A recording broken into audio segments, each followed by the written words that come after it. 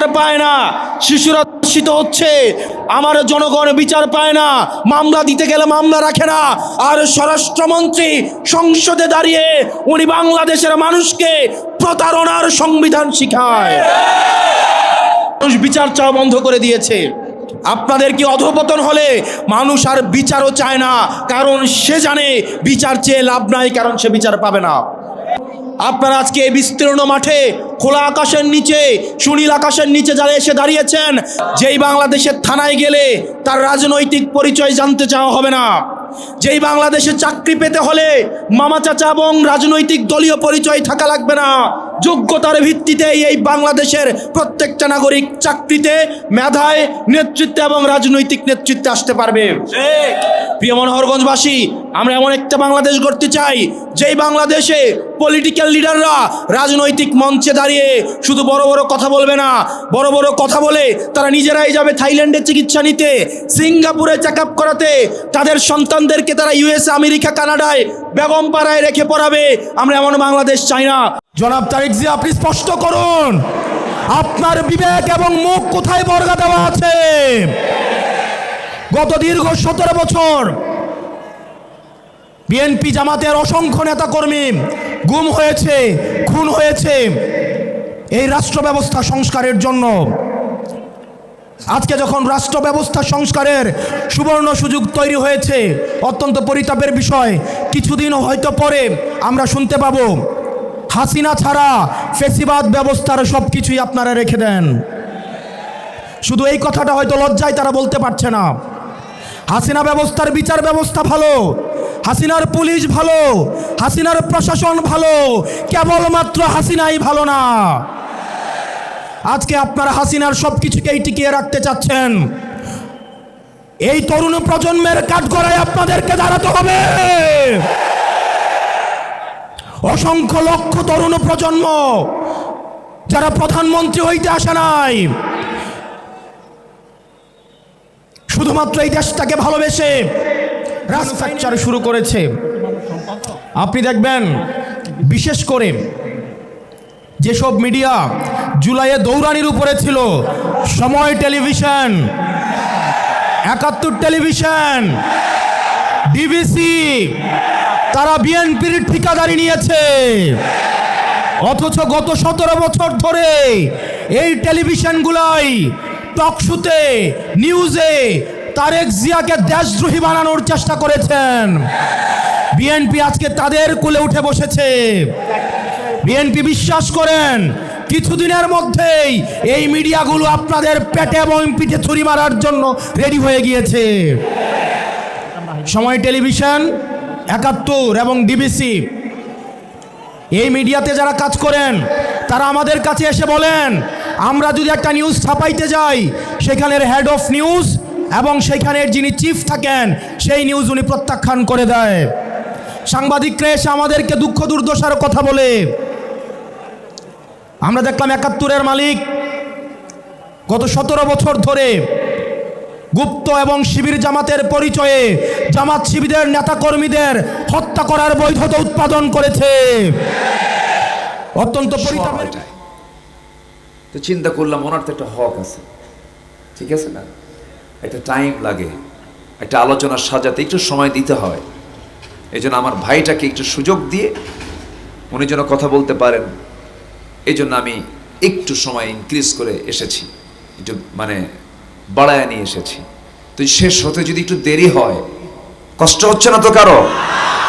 আজকে কোনো সামিয়ানা নাই তো, একদম খোলা আকাশে বসে আছি, একদম আল্লাহর আকাশের নিচে বসে আছি আমরা। আলহামদুলিল্লাহ বলেন। একটু আকাশের দিকে তাকালে নিজেকে অসহায় লাগে না অনেক সময়? এত বড় আকাশ, এই যে তারা, এই যে সূর্য, এই যে চন্দ্র, দূর দিগন্ত, এই বিশাল বিশ্ব সৃষ্টি কার? আসতে বলবেন না কার? আল্লাহ বলেন, বান্দা তুমি কি জানো, তুমি আমার কাছে এমন কিছু কাজ করে আসবে, আমি তোমাকে আমার আরশ আজিমের ছায়ায় জায়গা দিয়ে দেব। আরশ আজিম কোথায় বলেন? আরশ আজিমটা কোথায়? এই আকাশের উপরে? কয় আকাশ? সাবআ সামাওয়াত, 7 আকাশের উপরে আরশ আজিম। আল্লাহ বলছেন তুমি আমার অনুগত গোলাম হয়ে 7 শ্রেণীর মধ্যে তোমার নামটা লিখে দাও, আমি তোমাকে আরশ আজিমের ছায়ার মেহমান বানাবো। কোন বিমানে যাবেন? বলেন, কোন বিমানে যাবেন? আল্লাহু আকবার, কি অফারটা আল্লাহ দিয়েছেন। আকাশ দেখলে বিশেষ করে যারা তাওহীদবাদী, যারা তাওহীদি চেতনা লালন করে, আল্লাহর নামটা এমনি চলে আসে। সুবহানাল্লাহ। আকাশ কত বড়, আকাশ সমুদ্র কত বড় সমুদ্র, আল্লাহর নামটা চলে আসে। বিশাল পর্বতমালা, আল্লাহর নামটা চলে আসে। একটু চিন্তা করার দরকার আছে না নাই? আচ্ছা, আল্লাহ রাব্বুল আলামিন বলেন, বান্দারে 4টা কাজ করে আসবি, তোর ভিতর থেকে 2টা রোগ আমি সরায় দেব।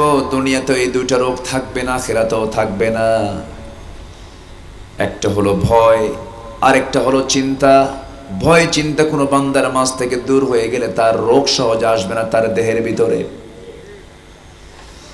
আল্লাহ রাব্বুল আলামিন বলেন 4টা কাজ কি? সুন্দর করে তিনি বলছেন, 4টা মেসেজ তিনি দিচ্ছেন। যারা পারেন ঠোঁট মিলিয়ে বলুন, ইন্নাল্লাযীনা আমানু ওয়া আমিলুস সালিহাতি ওয়া আকামুস সালাতা ওয়া আতাবুস যাকাতা লাহুম আজরুহুম ইনদা রাব্বিহিম ওয়া লা খাউফুন আলাইহিম ওয়া লা হুম ইয়াহজানুন। জোরে বলুন আল্লাহু আকবার। 4টা কাজের 1 নম্বর কাজ হলো, যারা ঈমান আনবে সীমানটা আনতে হবে তার ভেজাল না নির্ভেজাল?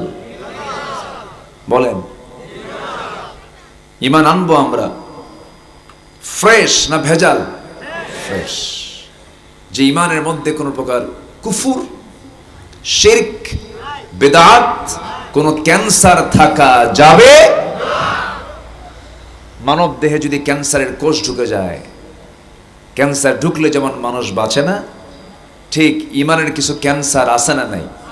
আছে। এই ক্যান্সারগুলো ঢুকে গেলে ঈমান থাকে না, ঈমান বাঁচে না, ঈমান মরে যায়, ঈমান ধ্বংস হয়ে যায়।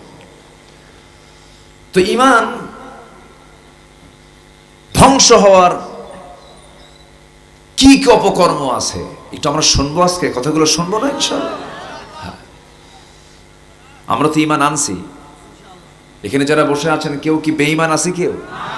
সবার তো আমার ঈমান আছে। নামাজ না পড়ি নাকি? নামাজ না হোক, সমস্যা কোথায়? এরকম দরবারও কিন্তু আমার দেশে আছে। ওই যে নাচানাচি করে, যে ওই গ্রুপগুলো আছে, মঞ্চে উঠে নাচানাচি করে না, আছে না? এরকম আছে না? এইদিকেও আছে কিছু মুরিদ আছে, যে না নাই যে তা না, আছে, সব জায়গায় আছে। ওরা বাবার দরবারে গরু পাঠায়। যারা গরু পাঠায় তার এক বলদ, যারা ছাগল পাঠায় তারা আরেক রাম ছাগল। ঠিক কিনা?